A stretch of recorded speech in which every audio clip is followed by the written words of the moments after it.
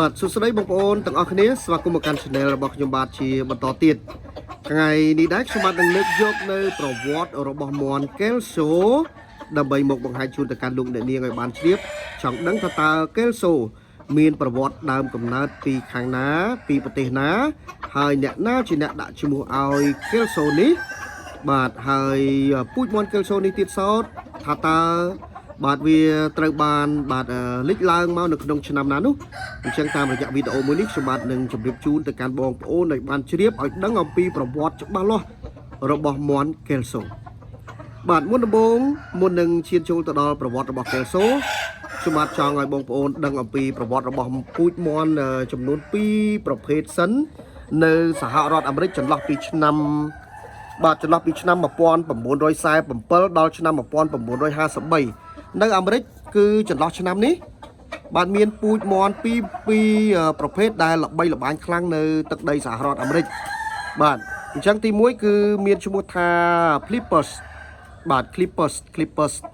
ទី2គឺមានឈ្មោះថា Murphys បាទ Murphys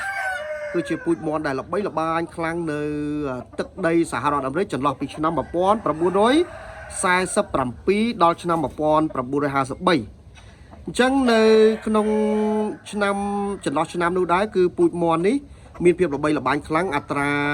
ប្រកួតលទ្ធផលវិជ្ជមានគឺចន្លោះពី90អធិស្ឋានបាទចន្លោះពី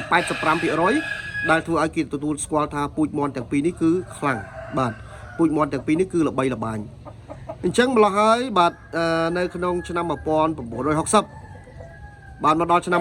1960មានបុគ្គលម្នាក់គឺគាត់ឈ្មោះថា Walter Kelso បាទបុគ្គលម្នាក់គាត់មានឈ្មោះថា Walter Kelso បុគ្គលនេះគឺគាត់ចូលចិត្តមែនទែននៅក្នុងការចិញ្ចឹមពូជមន់ឬក៏ការក្រោះបាទ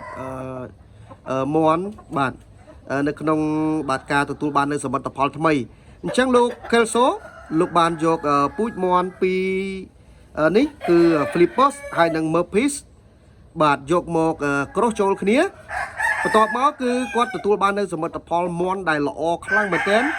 បាទគឺ Kelso នេះឯងនៅពេលដែលគាត់យកមន់ទាំងពីរហ្នឹងបាទក្រោះចូលគ្នាបាទចេញមកគឺគាត់ដាក់ឈ្មោះថាមានន័យថាគាត់ឲ្យឈ្មោះតែម្ដងបាទកូនវាចេញមកហ្នឹងគឺគាត់ដាក់ឈ្មោះថា Au Kelso Au Kelso នៅក្នុងឆ្នាំ1960បាទហើយKelso នេះទៀតសោតគឺបាទលោកយកទៅនៅក្នុងវិស័យបាក់សីកាឡាគឺទទួលបាននៅផលវិជ្ជមានច្រើនមែនទែនបាទធ្វើឲ្យពូជនេះគឺល្បីល្បាញខ្លាំងនៅសហរដ្ឋអាមេរិកបាទនៅក្នុងទសវត្សរ៍ឆ្នាំ1960បាទហើយលោក Kelso ក៏បានដាក់ឈ្មោះថាបាទ Kelso មកតាំងពីនោះមកបាទ Kelso នោះគឺឈ្មោះគាត់បងប្អូនណាហើយពាក្យថា Au Kelso នេះគឺគាត់ចង់បញ្ជាក់ចេញអំពីប្រភេទមន់ពីប្រភេទដែលខ្ញុំប្រាប់ពីខាងដើមមកហ្នឹងណាបងប្អូនបាទមន់ពីប្រភេទដែលខ្ញុំប្រាប់ពីខាងដើមហ្នឹងមកបាទ Au Kelso បាទល្បីល្បាញនៅក្នុងឆ្នាំ1960បាទអញ្ចឹងបងប្អូនដែលដឹងអំពីប្រវត្តិបាទរបស់ Kelso ឬក៏មិនទាន់ដឹងអំពីប្រវត្តិរបស់ Kelso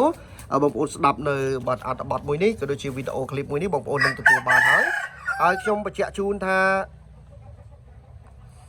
បាទលោក Walter Kelso នេះគឺជាបុគ្គលមួយរូបបាទដែលស្រឡាញ់នៅក្នុងវិស័យនៅក្នុងការបាទក្រោះមន់បាទអញ្ចឹងគឺគាត់មានជំនឿជាក់នៅក្នុងការយក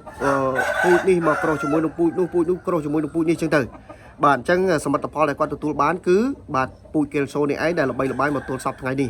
ហើយបងប្អូនមួយចំនួនគាត់ចង់សួរថាតើ Kelso យកទៅក្រោះជាមួយអីល្អបាទអញ្ចឹងខ្ញុំបាទណែនាំសម្រាប់បាទពូ Kelso នេះបងប្អូនអាចយកទៅក្រោះបាទជាមួយនឹងបាទមន់3ប្រភេទដែលល្អខ្លាំងបាទនៅរក្សាល្បឿនហើយនឹង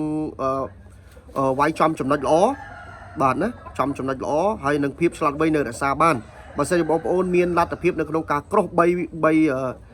មន់នេះទី1 Kelso បងប្អូនអាចយកទៅក្រោះជាមួយនឹង Sweater បាទទី2 Kelso បងប្អូនក្រោះជាមួយនឹង Hatch ទី3 Kelso បងប្អូនអាចក្រោះបានជាមួយនឹង Albany